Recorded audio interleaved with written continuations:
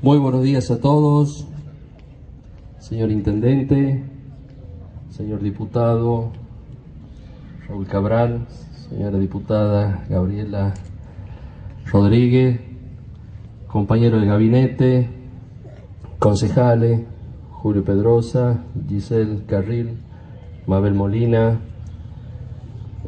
concejal Gallardo, Guevara, Moreno, a todas las autoridades que nos acompañan, a las banderas de ceremonia de las escuelas, que honestamente pensamos que iba a ser un acto más chiquito por la situación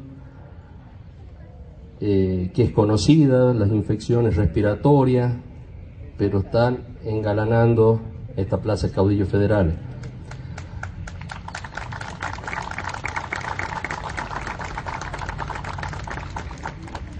Un saludo especial a la Escuela de Policía, que siempre nos acompañan y que le dan un marco de color distinto. Lo mismo, igual, a la gente de Gendarmería, que creo yo que esta es la gestión que más nos acompaña en cada uno de los eventos, y uno se siente realmente confortado, reconfortado por ese acompañamiento. Así que muchísimas gracias por estar presente acá. Y fundamentalmente al pueblo de Chilecito, que se dio cita para este acto importantísimo. 9 de julio, Día de la Patria. Voy a tratar de ser lo más breve posible, casualmente para que prestemos atención y nos vamos todos contentos a casa. El 9 de julio, no existe el 9 de julio sin antes hacer referencia a lo que fue el 25 de mayo. El 25 de mayo, cuando aquellos ilustres ciudadanos de Buenos Aires, porque fue principalmente en Buenos Aires que se hizo la revolución, había un acontecimiento histórico a nivel europeo, mundial en aquel tiempo, que no estaba más el rey. El rey Fernando VII había sido tomado prisionero por quien en aquel momento ejercía como emperador de Francia, que era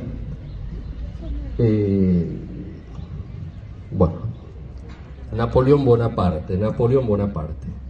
Él lo había tomado prisionero. Entonces, desde Buenos Aires empezaron a ver que había una autoridad, que era el virrey Baltasar Cisneros, que era el virrey que ya no tenía legitimidad para estar dando órdenes y principalmente percibiendo los tributos que tenía la gente en aquel momento. Esa es la situación por la cual estos ilustres ciudadanos porteños, y no lo digo con otro tono que no sea eso, la revolución empieza en Buenos Aires cuando deciden los jóvenes que estaban en aquel tiempo, porque todas las revoluciones la hicieron los jóvenes, por eso tenemos que sembrar, tiene que ser el gran semillero de lo que van a ser las profundas transformaciones. Un Mariano Moreno, Monteagudo, Manuel Belgrano, y obviamente que acompañado ya con gente de edad que eran más conservadores. Pero en aquel momento, primer gobierno patrio, juran ese gobierno patrio, una junta provisional, en nombre de Fernando VII. O sea, hasta tanto se restaure la monarquía, nosotros vamos a tomar las decisiones. Más o menos así era el clima que se vivía en época, pero tampoco ha sido fácil, porque imagínense, usted tiene un cabildo en Buenos Aires, tiene un cabildo en Córdoba, tiene un cabildo en Salta, tiene un cabildo en la Banda Oriental.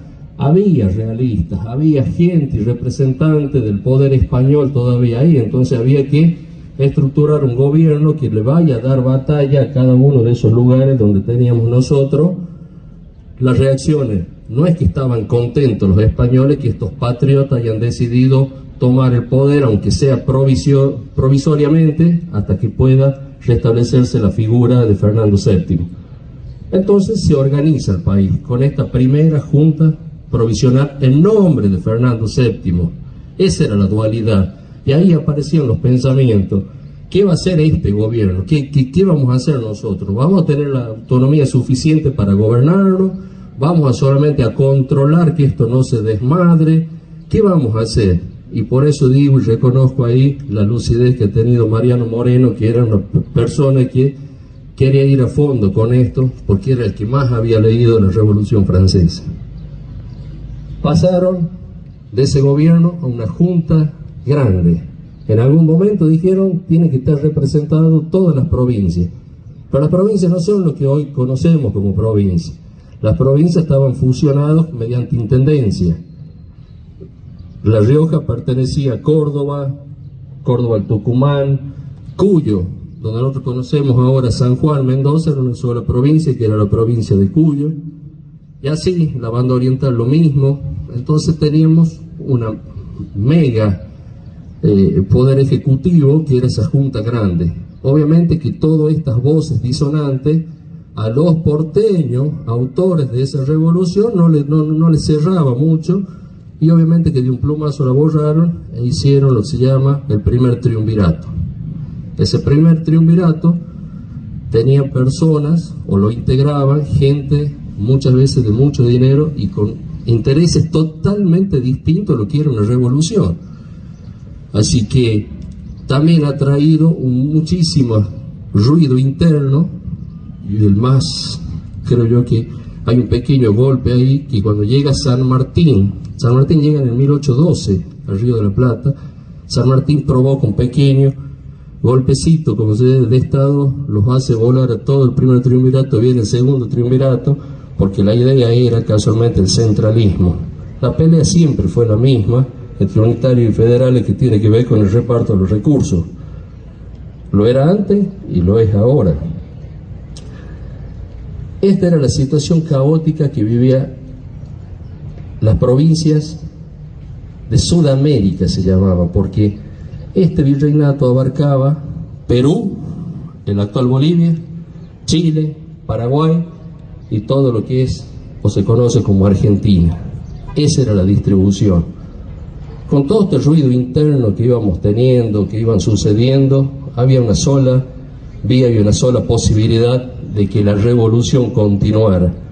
Y eso es que se convoca, ya cansado de distintas fórmulas ejecutivas o gobierno, termina con Álvarez Thomas convocando al Cabildo en Tucumán. ¿Y por qué Tucumán? Siempre pregunto, ¿por qué Tucumán? Porque obviamente que los gobernadores, los caudillos, los integrantes de las otras provincias que no eran Buenos Aires, siempre habían desconfiado. Si vamos a Buenos Aires vamos a caer siempre en la misma trampa, vamos a centralizar el gobierno. Lo llevan a Tucumán. Tucumán es equidistante entre el norte y el sur de esa Sudamérica, entre Perú y la Patagonia, la mitad es Tucumán. ¿A dónde estaba la mayor cantidad de pobladores en aquel tiempo? En Potosí, porque tenía muchísimos pueblos originarios. Entonces trató en aquel momento este movimiento de independencia de integrarlos absolutamente a todos. El 24 de marzo de 1816 empieza a sesionar este Congreso Constituyente. Hay distintos autores, unos nos hablan de que nunca fue la idea declarar la independencia, sino simplemente crear una constitución que le pudiera servir a los porteños, obviamente que tenían ya entre cantidad de votantes o voces disonantes, obviamente que se empezó a decidir por quien ha comandado esta independencia, que no era otro que San Martín. San Martín envió a su diputado de Cuyo, a don Godoy Cruz. Usted se acuerda cuando juegan el fútbol, dice el Godoy Cruz de Antonio, ese era don Godoy Cruz.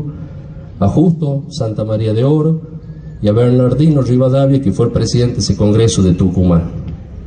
Y ahí hay una moción de un valiente jujeño, quien dice tenemos que declarar. Lo pide San Martín y lo pide Güemes.